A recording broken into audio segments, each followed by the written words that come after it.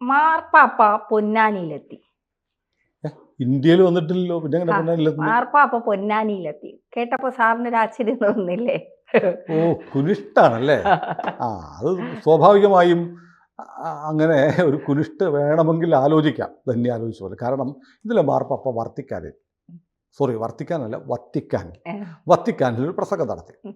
പ്രസംഗം എന്ന് പറഞ്ഞാൽ വെറുതെ പബ്ലിക്കിനോടൊന്നുമല്ല, കർദിനാൾമാരോടാണ്. കർദിനാൾമാർ എന്ന് പറഞ്ഞാൽ നമ്മളിപ്പോൾ പ്രധാനമന്ത്രി നരേന്ദ്രമോദിയെ തിരഞ്ഞെടുക്കുന്ന ആരാണ്?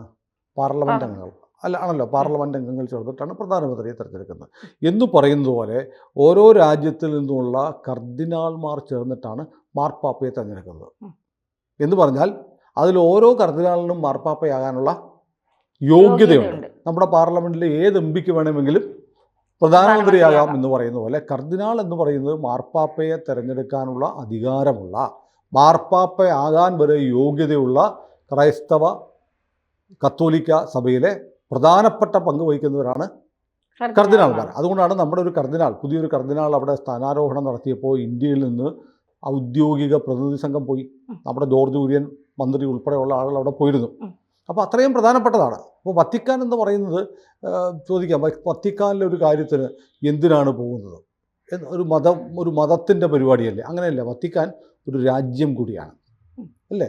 വത്തിക്കാൻ ലോകത്തിലെ ഏറ്റവും ചെറിയ, ഇപ്പോൾ മറ്റൊരു ചെറിയ രാജ്യം കൂടെ ഉണ്ടായിട്ടുണ്ട്, അതവിടെ നിൽക്കട്ടെ, നമ്മൾ മുമ്പ് ചർച്ച ചെയ്തതാണ്. അതുപോലെ പക്ഷേ വത്തിക്കാൻ ഒരു രാജ്യം കൂടി ആയതുകൊണ്ട് വത്തിക്കാൻ്റെ ഭരണാധികാരിയായിട്ടാണ് ആരെ കാണുന്നത്? മാർപ്പാപ്പയെ. അപ്പോൾ മാർപ്പാപ്പ ലോകത്തെമ്പാടുമുള്ള 1.4 ബില്യൺ കത്തോലിക്കരുണ്ട് ലോകത്ത്. 1.4 ബില്യൺ കത്തോലിക്കരാണ് ലോകത്തെമ്പാടുമുള്ളത്. ഈ കത്തോലിക്കരുടെ മുഴുവൻ ആത്മീയ പുരുഷൻ മാത്രമല്ല, വത്തിക്കാൻ എന്ന് പറയുന്ന രാജ്യത്തിൻ്റെ ഭരണത്തലവൻ കൂടിയാണ്. അതുകൊണ്ടാണ് മാർപ്പാപ്പ ഇവിടെ വരുമ്പോൾ വലിയ ഒഫീഷ്യൽ സ്വീകരണം കൊടുക്കുന്നത്. കാരണം അദ്ദേഹം ഒരു മത നേതാവ് മാത്രമല്ല, പിന്നെയോ ഒരു രാജ്യത്തലവൻ വരുമ്പോൾ കാണിക്കേണ്ടുന്ന എല്ലാ പ്രോട്ടോക്കോളുകളും മാർപ്പാപ്പയ്ക്ക് കാണിക്കണം.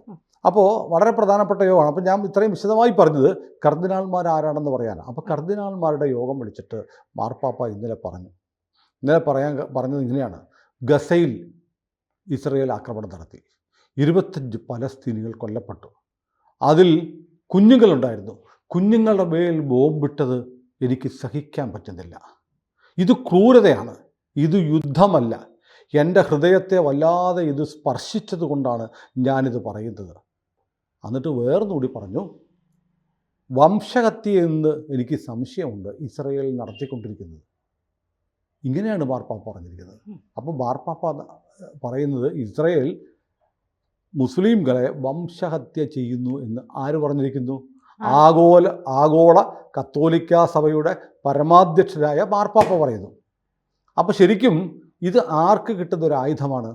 ലോകത്തുള്ള മുസ്ലിങ്ങൾക്ക് കിട്ടുന്ന ഒരു ആയുധമാണ്. മാർപ്പാപ്പ തന്നെ പറഞ്ഞിരിക്കുന്നത് ഇസ്രായേൽ നടത്തുന്ന വംശഹത്യയാണ്, മുസ്ലിങ്ങളെ തുടച്ചു നീക്കാനുള്ള ശ്രമമാണ്. ഇത് തന്നെയാണ് ആയത്തുള്ള ഖമനേയി പറയുന്നത്. ഖമനേയി പറയുന്നത് എന്താണ്? അമേരിക്കയും ബ്രിട്ടനും ഇസ്രായേലും കൂടെ മുസ്ലിങ്ങളെ തുടച്ചു നീക്കാനുള്ള ശ്രമമാണ് നടത്തുന്നത്. അത് തന്നെ മാർപ്പാപ്പ പറയുന്നു. അപ്പം പിന്നെ മാർപ്പാപ്പ പൊന്നാനി പോയോന്ന് തന്നെ ചോദിച്ചതിന് വേണമെങ്കിൽ ഒരു ആലങ്കാരികമായി ഒരു സാധ്യത പോലെ വേണമെങ്കിൽ ഒരു തമാശ പോലെ, ഒരു സറ്റയറായിട്ട് പറയാം. അപ്പോൾ കുറച്ച് കാലമായിട്ട് സംഭവിക്കുന്നത്, മാർപ്പാപ്പ ഇപ്പോൾ പറഞ്ഞ ലോകത്തെമ്പാടും നിന്ന്, ഇപ്പോൾ ട്രംപ് പറയുന്നു അമേരിക്കയിൽ കുടിയേറിയിരിക്കുന്ന മുഴുവൻ പേരെ പുറത്താക്കും. കുടിയേറ്റക്കാർ 15 ലക്ഷം പേരുണ്ട്. ഇവർ വന്നിട്ട് ഞങ്ങളുടെ രാജ്യത്തെ എല്ലാ റിസോഴ്സും എല്ലാ വിഭവങ്ങളും അനുഭവിക്കുകയാണ്. ഇപ്പോൾ നോക്കൂ, നമ്മൾ ഇന്ന് ജർമ്മനിയിൽ നമ്മളിത് പറയുന്ന സമയത്ത് ഇന്നലെ ഒരു കാറ് ക്രിസ്മസ് മാർക്കറ്റിലേക്ക് ഓടിച്ച് കയറ്റി ഒരു മുസ്ലിമാണ്, സൗദി മുസ്ലിമാണ്. അയാൾ എക്സ് മുസ്ലിം എന്നൊക്കെ പറയുന്നു. ഇപ്പോൾ സൗദി പറയുന്നുണ്ട് അയാൾ എക്സ് മുസ്ലിം ഒന്നുമല്ല, അയാൾ സുന്നി വിരുദ്ധനായ ഒരു ഷിയയാണ്. അയാൾ സുന്നികൾക്കെതിരാണ് അയാൾ. അപ്പോൾ അയാളുടെ ആവശ്യം എന്ന് പറയുന്നത് സൗദി അറേബ്യയിലെ ഷിയകളെ സംരക്ഷിക്കാനും അവരെ കൊണ്ടുവന്ന് ജർമ്മനിയിൽ പാർപ്പിക്കാനും ജർമ്മനി തയ്യാറാവുന്നില്ല. അതുകൊണ്ട് അതിൽ ജർമ്മനിയോടുള്ള പ്രതിഷേധം കൊണ്ടാണ് ഞാൻ ഈ വണ്ടി ഓടിച്ച് കയറ്റുന്നതെന്ന് പറഞ്ഞാൽ അയാൾ എക്സ് മുസ്ലിം ഒന്നുമില്ല, അയാൾ എക്സ് സുന്നി അല്ലെങ്കിൽ സുന്നികൾക്കെതിരായിട്ടുള്ള നീക്കവുമായി നടക്കുന്ന ഒരു ഷിയ മുസ്ലിമാണ്. അപ്പം നോക്കൂ, അവിടെ അതുകൊണ്ട് ഇപ്പോൾ സംഭവിക്കുന്നതെന്നറിയോ?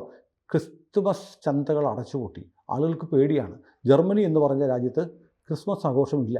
ലോകത്തെമ്പാടും തിരുപ്പിറവി ആഘോഷിക്കുമ്പോൾ ജർമ്മൻകാർക്ക് ക്രിസ്മസ് ആഘോഷിക്കാൻ പേടിയാണ്. 5 പേര് മരിച്ചു, 70ഓളം ആളുകൾ ഗുരുതരാവസ്ഥയിൽ ആശുപത്രിയിലാണ്.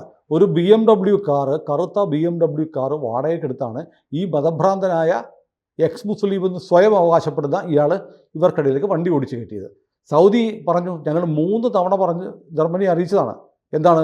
ഇയാൾ അപകടകാരിയാണ്, ഇയാളെ സൂക്ഷിക്കണം, ഇയാളെ കുഴപ്പമുണ്ടാക്കും എന്നൊക്കെ സൗദി അറേബ്യ പറയണമെന്നുണ്ടെങ്കിൽ ഇയാളുടെ മുൻകാല ചെയ്തികളെ കുറിച്ച് സൗദിക്കറിയാം. എന്നിട്ട് പറഞ്ഞു നിങ്ങൾക്കൊന്നും ചെയ്യാൻ പറ്റില്ല, അവനെ പിടിച്ച് നിന്നേക്കാൻ പറഞ്ഞു. അപ്പോൾ ജർമ്മനി എന്ത് ചെയ്തു? സമാധാനത്തിൻ്റെയും മനുഷ്യാവകാശത്തിൻ്റെയും കൊട്ടിക്കൂറെ ഉയർത്തിപ്പിടിച്ചു. അങ്ങനെയൊന്നും ഞങ്ങൾ ആരും വിട്ടുകൊടുക്കത്തില്ല, ഞങ്ങളുടെ രാജ്യത്തേക്ക് വന്ന് ഞങ്ങൾ അവരെ പൗരന്മാരെ പോലെ പൊന്നുപോലെ സൂക്ഷിക്കും എന്നൊക്കെ പറഞ്ഞു. ആ പൊന്നുപോലെ സൂക്ഷിച്ചവൻ ആടിമുടി പണി കൊടുത്തു, ആളുകളെ കൊന്നു. ഇത്തവണ ജർമ്മനി ക്രിസ്മസ് ആഘോഷിക്കാൻ പേടിയാകുന്ന അവസ്ഥയിലേക്ക് എത്തി.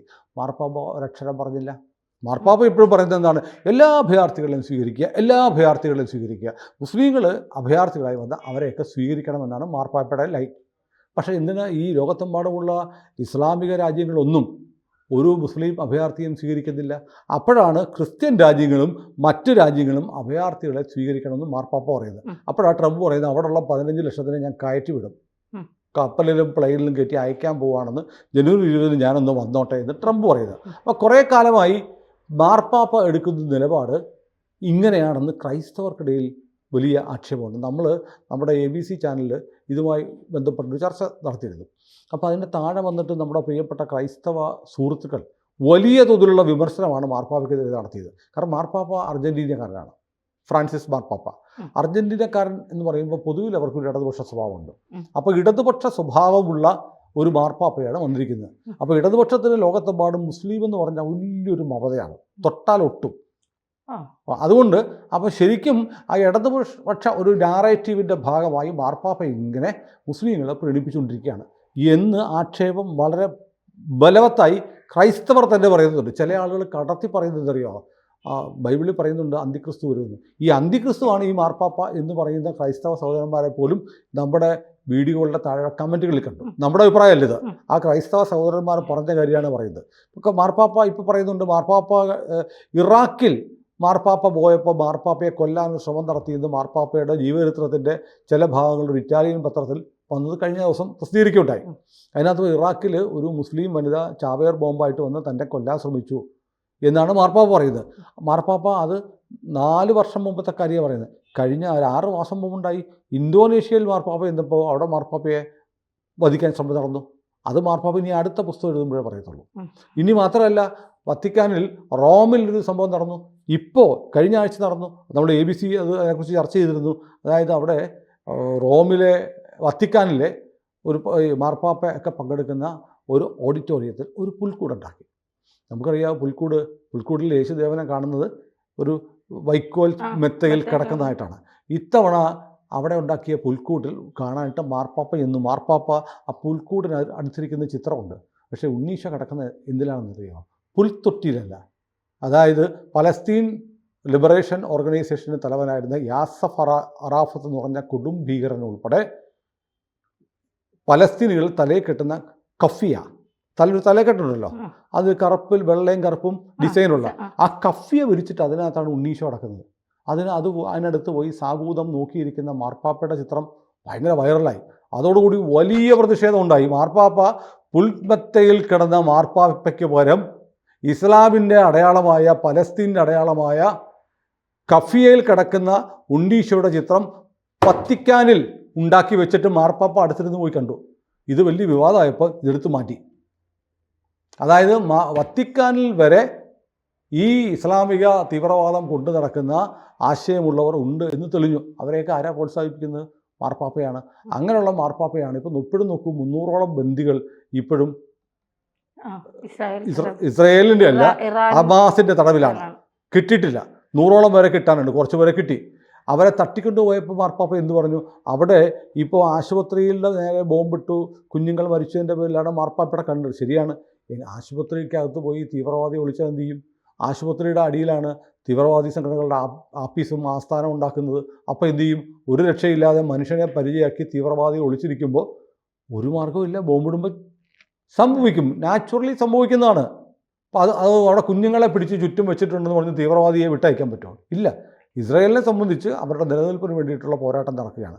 അപ്പോഴാണ് ഈ 2021 ഒക്ടോബർ 7 ഈ ഹമാസ് തീവ്രവാദികൾ അങ്ങോട്ട് കടന്നു കയറി 1500 പേരെ കൊന്നില്ലേ? അതെ. അതിൽ സ്ത്രീകളുണ്ടായിരുന്നു, കുഞ്ഞുങ്ങളുണ്ടായിരുന്നു. ഈ കുഞ്ഞുങ്ങൾ മാത്രമല്ല, അന്നത്തെ കുഞ്ഞുങ്ങളെക്കുറിച്ച് പാപ്പ എന്ത് പറഞ്ഞു?